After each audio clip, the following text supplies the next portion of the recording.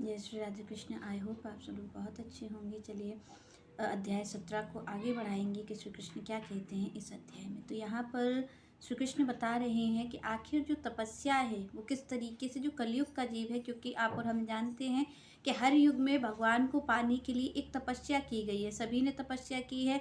लोग सतयुग में भी तपस्या करते थे, त्रेता में भी तपस्या की गई है भगवान की प्राप्ति के लिए। तो भगवान ने कहा जो कलयुग का जीव है, तो यहाँ पर अर्जुन से भगवान बता रहे हैं कि आखिर कलयुग के जीव को कैसी तपस्या करनी चाहिए, उसके तपस्या में क्या क्या होना चाहिए। क्योंकि आप और हम देखते हैं कि आप और हम तपस्या वो नहीं कर सकते जो ऋषि मुनि ने की थी, एक पैर पर खड़े होकर के, एक पैर पे ही खड़े होकर के। और सारे ऋषि मुनि कई काल तक तपस्या करते थे, कई वर्षों तक तपस्या करते हैं। तो यहाँ पर भी भगवान ने कहा कि जो कलयुग का जीव है उसको भी अगर भगवान की प्राप्ति करनी है तो उसे तपस्याएं करनी ही पड़ेंगी। भगवान ने कहा उसे भी तपस्या करनी पड़ेगी, पर वो वाली तपस्या नहीं करनी है जिसको पिछले लोगों ने किया है। पर यहाँ पर भगवान बताते हैं कि आखिर जो कलयुग का जीव है वो कैसी तपस्या करके श्री कृष्ण की प्राप्ति को कर सकता है। तो यहाँ पर श्री कृष्ण कहते हैं, अनुदेग करम वाक्यम सत्यम प्रियम हितम यत स्वाध्याय अवश्यनम च एव वाक्मयम तपः उच्यते। यहाँ पर भगवान बता रहे हैं कि वाणी का तप क्या है।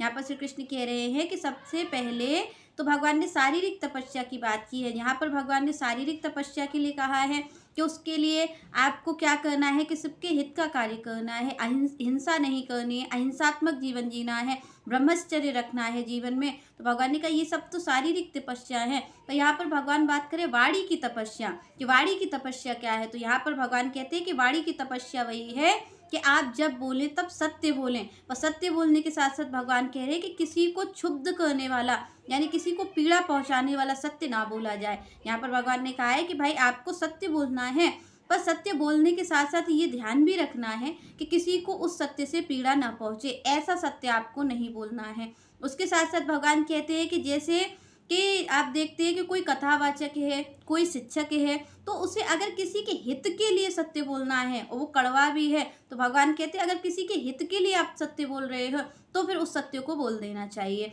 जैसे कि कोई आप देखते हैं कि शिक्षक है, वो पढ़ा रहा है विद्यार्थी को, तो फिर तो उसे सत्य बोलना ही पड़ेगा, क्योंकि वो मीठी मीठी बातें करके कभी भी विद्यार्थी को उच्च स्थान पर नहीं पहुंचा सकता है। और जैसे कि आप और हम देखते कथावाचक हैं, तो जो भगवान की कथा सुना रहा है, तो भगवान कहते हैं कि फिर उसको सत्य बोलना चाहिए, उसको उस जगह सत्य ही बोलना चाहिए, चाहे सुनने वालों को कड़वा लगे। पर यहाँ पर भगवान ने कहा भाई कौन बोल सकता है, पर यहाँ पर कड़वा सत्य भी बोला जा सकता है। अन्यथा भगवान कहते व्यवहार में ऐसी बात आप ना बोले जो दूसरे को पीड़ा दे। पर यहाँ पर भगवान कहते हैं कि जो कोई सत्य बोल रहा है उस सत्य को प्रतिष्ठित भी करना चाहिए। तो भगवान कहते हैं जो बात व्यक्ति बोल रहा है, सत्य कह रहा है उसको, तो उसे शास्त्र सम्मत भी सत्य बोलना चाहिए। भगवान कह रहे हैं अगर आप सत्य कहते हो, कोई कथावाचक है अगर वो सत्य बोल रहा है, तो उसे अपनी बात प्रमाणित करने के लिए शास्त्रों का ही अध्ययन होना जरूरी है। भगवान ने कहा कि अगर आप चाहते हैं कि जीवन में आपकी वाणी की तपस्या हो, वाणी का तप हो, तो यहाँ पर भगवान कहते हैं वाणी का तप शास्त्रों से ही हो सकता है। जब आपको शास्त्रों का ज्ञान हो तभी तो आपको सत्य का ज्ञान होगा। तो यहाँ पर भगवान कहते हैं जो कथावाचक हैं, जो कोई शिक्षक है, वो अगर सत्य बोल रहा है तो फिर उसका सत्य वही होना चाहिए जो शास्त्र कह रहे हैं, शास्त्र सम्मत बात को ही सत्य मानना चाहिए। तो भगवान कहते हैं जो सत्य बोलता है, जो दूसरों के हित के लिए बोलता है, प्रेम पूर्वक वाणी बोलता है, भगवान कहते हैं यही वाणी की तपस्या है। वो ऐसा ही तप, ये वाणी का तप ही भगवान श्री कृष्ण की ओर, श्री कृष्ण की प्राप्ति की ओर आप और हमें ले जा सकता है। तो भगवान ने कहा कि जो कलयुग का जीव है वो वाणी का तप जरूर करे। चलिए नेक्स्ट चर्चा हम नेक्स्ट वीडियो में करेंगे। तब तक के लिए जय श्री राधे, जय श्री कृष्ण।